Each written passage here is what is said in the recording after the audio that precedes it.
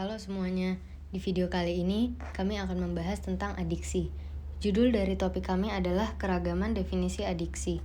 Secara umum, adiksi dapat dipahami sebagai kondisi ketika seseorang sulit berhenti dari suatu perilaku atau penggunaan zat, kehilangan kontrol diri, dan tetap melakukannya meskipun menimbulkan dampak negatif dalam hidupnya.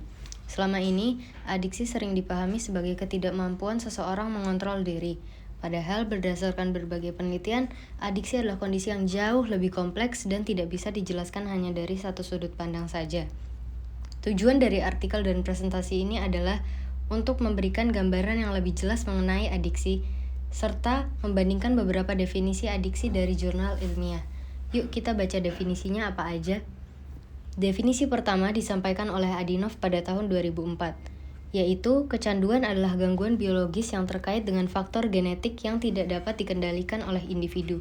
Pandangan ini menunjukkan bahwa adiksi tidak sepenuhnya berada dalam kendali individu, namun kelemahan dari definisi ini terlalu berfokus pada aspek biologis, sehingga faktor eksternal kurang diperhatikan. Definisi adiksi menurut Potenza pada tahun 2006 menekankan 3 unsur kecanduan, yaitu dorongan kuat yang mendahului perilaku aktif, gangguan dalam kemampuan mengendalikan perilaku, serta keterlibatan yang berkelanjutan meskipun disertai dampak negatif. Definisi ini membantu kita mengenali pola perilaku aktif, tapi ciri-ciri tersebut masih cukup umum. Penekanannya pada aspek biologis membuat adiksi terlihat seolah-olah murni, disebabkan oleh faktor internal. Definisi selanjutnya menurut dua tokoh, yaitu Friedstein dan C pada tahun 2008. Mereka berdua berpendapat bahwa kecanduan menggambarkan pengendalian secara tidak normal terhadap mekanisme otak yang mengatur proses belajar dan ingatan. Hal ini menjelaskan mengapa perilaku aktif sangat sulit dihentikan, karena sistem motivasi alami sudah tergeser. Lalu pandangan ini diperkuat oleh salah satu tokoh, yaitu Gould pada tahun 2010. Gould berpendapat kecanduan merupakan gangguan yang ditandai dengan perubahan dalam cara seseorang berpikir atau proses informasi, yang menyatakan bahwa adiksi juga mempengaruhi cara berpikir dan proses informasi. Jadi, dampak adiksi tidak hanya terlihat pada perilaku, tapi juga pada fungsi kognitif. Namun, kedua pandangan ini masih memiliki keterbatasan, karena terlalu menekankan aspek biologis dan kurang mempertimbangkan faktor sosial serta lingkungan. Pendekatan yang lebih menyeluruh disampaikan oleh Mehrov dan Griffiths tahun 2010. Definisi ini menunjukkan bahwa adiksi terbentuk melalui interaksi berbagai faktor.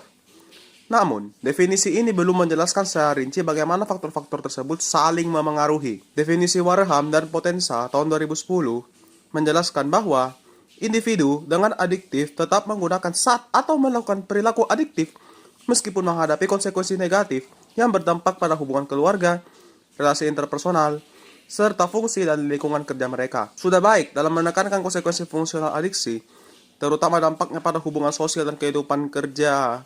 Ini membantu membedakan adiksi dari kebiasaan intens yang masih dapat dikontrol, namun lebih berfokus pada dampak dan tidak menjelaskan tahap awal adiksi. Pandangan dari Kovac tahun 2012 yang sama dengan APA tahun 2018 menjelaskan bahwa kecanduan sebagai pengulangan perilaku berbahaya meskipun individu mengetahui konsekuensinya. Definisi ini sederhana dalam menjelaskan pengulangan perilaku berbahaya meskipun konsekuensinya disadari.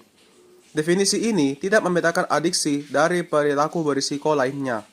Definisi yang diberikan oleh Biluk sudah menjelaskan klasifikasi perilaku adiktif. Namun kekurangannya definisi ini lebih memfokuskan klasifikasi perilaku adiktif daripada menjelaskan mekanisme terbentuknya adiksi. Definisi dari West and Brown menyebutkan berbagai disiplin ilmu telah mencoba memahami perilaku adiktif. Teori-teori psikologi seringkali merujuk pada sistem motivasi termasuk belajar melalui penghargaan, hukuman, dan pergaulan. Kekuatan definisi ini ada pada kemampuannya meletakkan proses psikologis yang terlibat dalam perilaku adiktif. Masalahnya, definisi ini terlalu melebar menjelaskan antara perilaku adiktif dan perilaku masalah biasa. Banyak orang mengalami dorongan, kesulitan kontrol diri, atau pengambilan keputusan yang buruk, tetapi tidak semua dapat disebut adiksi. Sementara itu, Starcevich dan Abuye, adiksi adalah kondisi yang ditandai ketidakmampuan berpantang secara konsisten menyampaikan penjelasan yang menggambarkan bagaimana adiksi dalam kehidupan sehari-hari. Namun, definisi ini belum menjelaskan faktor penyebab adiksi. Definisi dari Hayek, pandangan yang melihat adiksi sebagai penyakit otak, menekankan bahwa faktor neurobiologis memiliki peran penting dalam adiksi. Definisi ini menekankan dasar neurobiologis adiksi, namun kurang penjelasan yang lebih merinci. Kemudian yang terakhir, definisi dari Loscanto dan Giannini. Keterlibatan berlebihan dalam aktivitas-aktivitas tersebut terkait dengan gejala kontrol utama seperti toleransi dan gejala putus obat yang jelas, kehilangan kontrol, keinginan yang kuat, signifikasi kognitif atau regulasi mood yang kuat dalam mengakibatkan keberlebihan gejala kecanduan, tetapi belum menjelaskan penyebab munculnya adiksi. Contoh behavioral addiction adalah gaming disorder. Seseorang awalnya bermain game untuk mengisi waktu luang saat bosan, namun karena lingkungan pergaulannya juga gemar bermain game, intensitas bermain meningkat hingga mengabaikan tugas dan waktu istirahat. Akibatnya muncul masalah dalam kehidupan sehari-hari seperti kurang disiplin waktu. Berdasarkan seluruh pembahasan, dapat disimpulkan bahwa adiksi merupakan kondisi yang kompleks, ditandai oleh dorongan kuat, kesulitan mengendalikan diri, serta perubahan pada sistem penghargaan otak. Adiksi terbentuk melalui interaksi faktor biologis, psikologis, dan lingkungan.